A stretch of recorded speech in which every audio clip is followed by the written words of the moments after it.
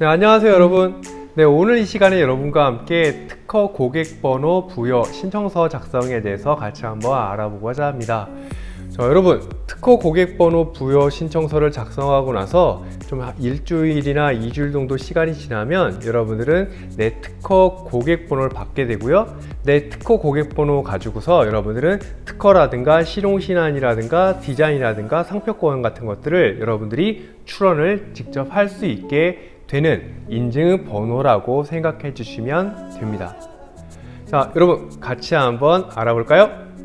네, 특허 고객번호 부여 신청서 한글 파일입니다. 자, 여러분들에게 첨부 파일로 제공을 해주고 있고요. 이 특허 고객번호 부여 신청서를 작성해야 여러분들은 특허 출원할 수 있다고 알았습니다. 자, 이거 특허 고객번호 부여 신청은 이렇게 선생님과 함께 오프라인으로 진행할 거겠지만 온라인으로도 제출이 가능합니다.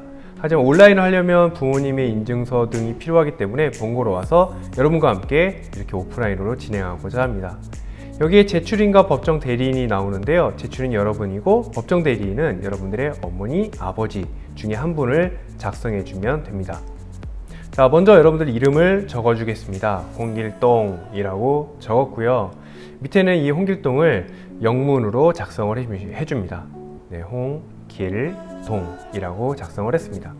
자, 제출인 구분에는 누군가요? 그쵸, 여러분 본인이겠죠. 그래서 본인이라고 작성을 해주고 그 다음에 주민등록번호를 작성을 해줍니다. 앞번호부터 끝번호까지 모조리 작성을 해줍니다.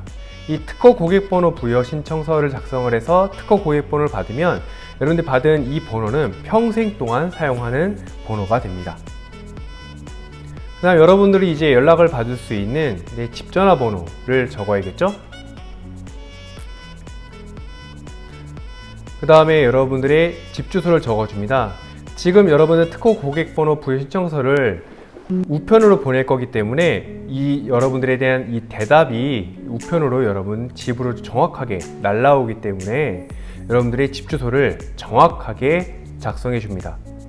그 다음 여러분들이 특허 출원할 경우에 특허 출원하는 곳에 여러분들의 주소도 좀 간략하게 적혀 있습니다.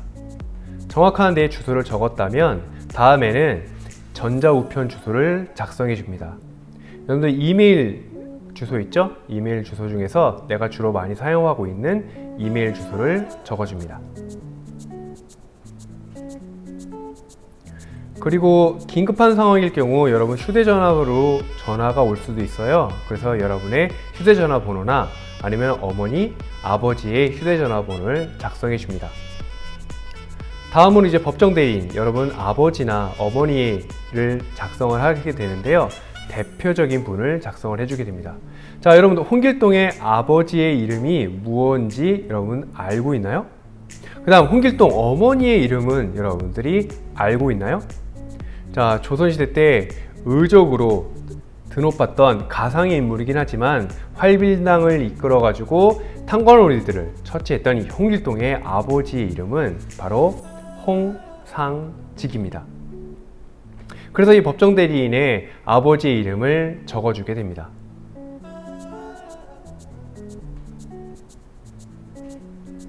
네, 홍길동은 아버지를 아버지라 부르지 못했지만 이 문서상에서는 아버지를 아버지라고 부르고 있네요. 네, 그래서 홍상직이라고 영어로도 표현해 줍니다. 그런데 나는 아버지 말고 나는 어머니로 할 테야 라고 생각한다면 그때 어머니 이름을 적어주면 되겠죠? 네, 홍길동 어머니의 이름은 옥영향입니다. 그래서 국문으로 옥영향을 작성해 주고 그 다음에 영문으로도 역시 마찬가지로 작성을 해 줍니다.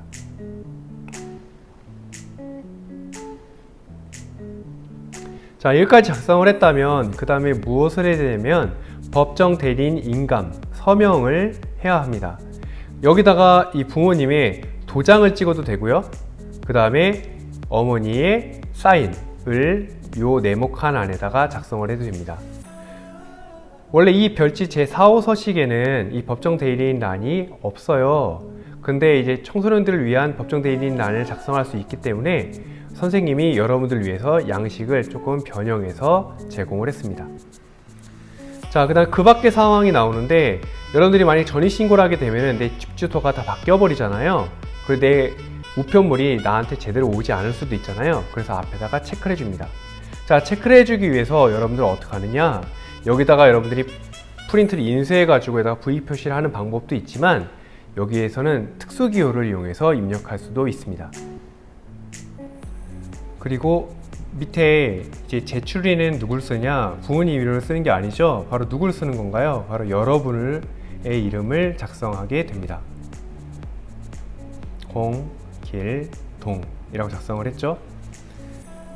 자, 그러면 이거를 출력해서 이제 여러분들이 이제 제출하게 되는데요. 반드시 여기에는 여러분 도장이라든가 사인 꼭 잊지 말길 바라고요. 첨부 서류가 하나 필요합니다. 첨부 서류는 어떤 게 필요하냐면 바로 가족관계 증명서가 필요합니다.